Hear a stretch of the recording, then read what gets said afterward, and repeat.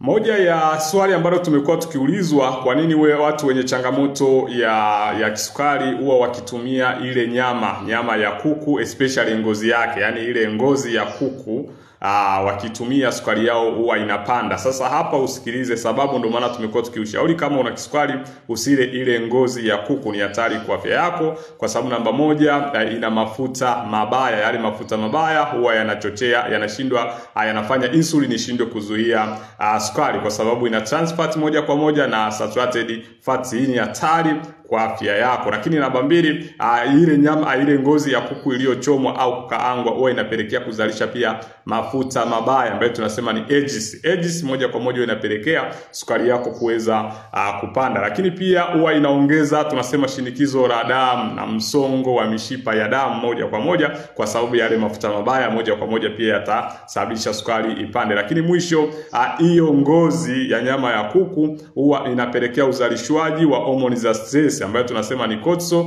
na adrenaline. Mara nyingi zikiweza kupanda, hizi huwa zinasababisha moja kwa moja pia na sukari kwenye damu kufanyaje, kupanda. Ndio maana tumekuwa tukiwashauri kwamba usitumie nyama ya kuku sawa, ila ngozi yake usitumie kwa sababu ina madhara makubwa. Kama una changamoto ya kisukari, basi wasiliana na sisi, tutaweza kukupa msaada zaidi. Karibu DW Sabo Clinic, kushirikiana na Dr. Jimmy, tupo kwa ajili ya afya yako.